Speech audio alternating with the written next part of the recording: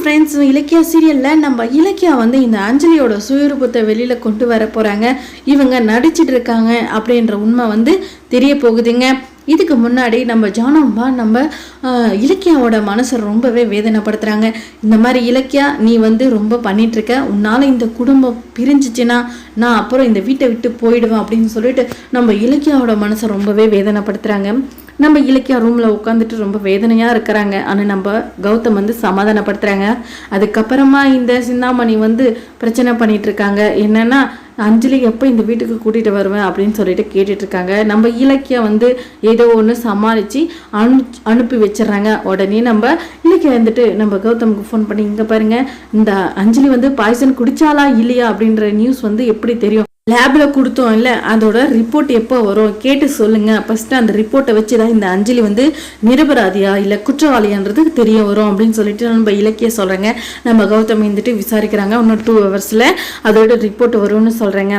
அதுக்கப்புறமா இந்த வாட்டி ஃபஸ்ட்டு பிஸ்னஸ்மேன் அவார்டு வந்து நம்ம கௌதம்க்கு கிடைக்கணும், அதுதான் நியாயம் தர்மம் அப்படின்ற மாதிரி பேசுகிறாங்க. ஆனால் வந்து இந்த எஸ்எஸ்கே தீவிரமாக இறங்கிட்டு இருக்காங்க. அந்த பெஸ்ட்டு பிஸ்னஸ்மேன் அவார்டு வந்து எஸ்எஸ்கேக்கு கிடைக்கணும்னு சொல்லிட்டு நம்ம இலக்கியாவை பற்றி தப்பாக சொல்லி இந்த மாதிரி அந்த குடும்ப விஷயத்தை இழுக்கிறாங்க அப்படின்னு சொல்லிட்டு நம்ம கௌதமுக்கு தகவல் வருது. இங்கே பாருங்க, இந்த எஸ்எஸ்கே வந்து என் குடும்பத்தை வச்சு ஃபஸ்ட்டு பிஸ்னஸ்மேன் அவார்டு வாங்கினாருன்னா நான் சும்மா விட போகிறதில்ல, அந்த பிஸ்னஸ்மேன் அவார்டே எனக்கு வேணாம் அப்படின்ட்டு சொல்கிற அளவுக்கு நான் செய்கிறேன் அப்படின்னு சொல்லிட்டு நம்ம கௌதம் சொல்கிறேங்க. நெக்ஸ்ட் என்ன செய்ய போகிறாங்க, இந்த அஞ்சலியோ ரொம்ப சந்தோஷமாக இருக்காங்க. எப்படியோ நம்ம வந்து அந்த வீட்டுக்குள்ளே போயிட போகிறோம்னு சொல்லிட்டு சந்தோஷமாக இருக்காங்க. அந்த ரிப்போர்ட்டில் என்ன வந்திருக்குது, அது மட்டும் இல்லாமல் நம்ம இலக்கிய ஒரு பக்கம் நம்ம ஜானம்மா வந்து நம்ம இலக்கியாவை புரிஞ்சிக்கவே இல்லை. இந்த பைரவி வந்து நம்ம இலக்கியா தான் இந்த குடும்பத்தை பிரிச்சுட்டு இருக்காங்க, கார்த்திகோட வாழ்க்கையை கெடுத்துட்டா அப்படி இப்படின்ட்டு தூண்டி விட்டதில் நம்ம ஜானம்மா மனசு மாறி நம்ம இலக்கியாவை ரொம்பவே திட்டிடுறாங்க. நம்ம இலக்கியா எதுக்கு தாங்க தலையிட்டு நம்ம எப்படி மனசுக்குள்ள வேதனையை வச்சு தவச்சிட்டு இருக்காங்க. ரேவதி அம்மாவுக்கு ஒரு பக்கம் பிரச்சனை தீர்க்கணும், கார்த்திகோட வாழ்க்கையை தீர்க்கணும், நம்ம ஜானம்மா ஒரு பக்கம் மனசு நோக்கிற மாதிரி பேசுகிறாங்க. அது மட்டும் இல்லாமல் இந்த அஞ்சலி ஒரு பக்கம் இந்த மாதிரியெல்லாம் பண்ணிட்டு இருக்கா.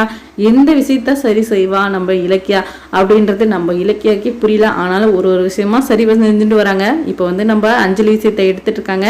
இப்போ அதையும் குடிசைக்கத்தில் ரிப்போர்ட்டும் வந்தாச்சு. இந்த ரிப்போர்ட்டை பார்த்து தாங்க இந்த அஞ்சலி வந்து பாய்சன் குடிச்சிருக்காங்களா இல்லையா நாடகம் ஆடிட்டு இருக்காங்களா அப்படின்றது தெரிய போகுது. வாங்க என்ன நடக்கும்ன்றதை பார்க்கலாம். அந்த ரிப்போர்ட்டை பார்த்த உடனே நம்ம இலக்கிய வந்து பேரதிர்ச்சி ஆகிறாங்க. அதுலேருந்தே நல்லா தெரியுதுங்க, இந்த அஞ்சலி வந்து பாய்சன் வந்து குடிக்கலன்ற உண்மை. கண்டிப்பாக இந்த அஞ்சலி வந்து வசமாக மாட்டினா. வாங்க என்ன நடக்குன்றதை பார்க்கலாம். இந்த வீடியோ பிடிச்சிருந்தா லைக் பண்ணுங்கள், கமெண்ட் பண்ணுங்கள்.